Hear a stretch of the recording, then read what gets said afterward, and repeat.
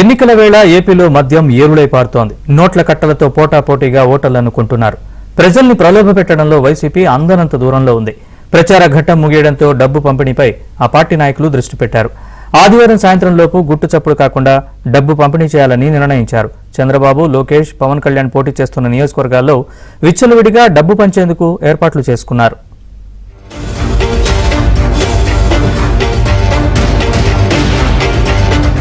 రాష్ట్రంలో ప్రచార ఘట్టం ముగిసింది. కానీ మరో కీలక ఘట్టానికి తెరలేచింది. ఎన్నికల్లో గెలవడానికి పార్టీలు ఆఖరి ప్రయత్నానికి ఏర్పాట్లు చేసుకున్నాయి. డబ్బును గుమ్మరించి ఓటర్లను కొనేందుకు అధికార పార్టీ అభ్యర్థులు రెడీ అయ్యారు. ఓటుకు 1000 నుంచి 5000 వరకు పంచుతున్నారు.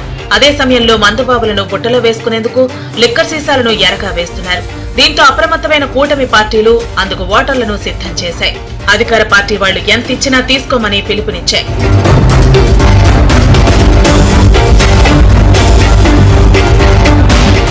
నియోజకవర్గానికి 25 నుంచి 40 కోట్ల వరకు ఖర్చు పెట్టాలని వైసీపీ నిర్ణయించినట్లు తెలుస్తోంది. అభ్యర్థుల విజయావకాశాలను బట్టి డబ్బును పంపిణీ చేస్తున్నారు. అయితే వైసీపీ ప్రధానంగా చంద్రబాబు, పవన్, లోకేష్లు పోటీ చేస్తున్న నియోజకవర్గాలపై ఫోకస్ పెట్టింది. వారిని ఎలాగైనా ఓడించాలని ఓటుకు 5000 రూపాయల వరకు ఇస్తున్నారు. చాలా నియోజకవర్గాల్లో కూపన్లు, ఓటర్ స్లిప్పులతో పాటు డబ్బులను పంపిణీ చేస్తున్నారు. గోవా మద్యాన్ని దించి పోలింగ్ బూత్ల వారీగా పంపిణీ చేస్తున్నారు. మొదట్లో దీనిపై కూటమి నేతలు అధికారులకు ఫిర్యాదు చేసినా పట్టించుకోలేదు. దీంతో సి విజిల్ యాప్ లో కంప్లైంట్ ఇవ్వడంతో ఈసీ ఆదేశాల మేరకు రంగంలోకి దిగిన ప్రత్యేక బృందాలు పలు చోట్ల తనిఖీలు చేసి మద్యం, డబ్బును పట్టుకుని సీజ్ చేశాయి.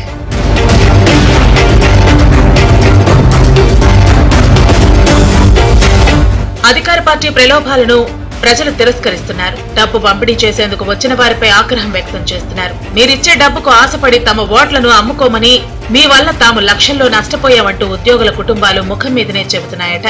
మరోవైపు వైసీపీ వల్లే రాష్ట్రం నాశనమైందని ప్రజలు చివాట్లు పెడుతున్నారు. అయితే డబ్బు ఎంత పంచినా ఒరిగేదేమీ లేదని పొలిటికల్ అనలిస్టులు వాదిస్తున్నారు. ఎవరికి ఓటు వేయాలో జనాలు ఇప్పటికే మానసికంగా డిసైడ్ అయ్యారని అంటున్నారు. డబ్బు పంచడం వల్ల అభ్యర్థులకు ఆత్మసంతృప్తి తప్ప ఇంకేం ఉండదని స్పష్టం చేస్తున్నారు.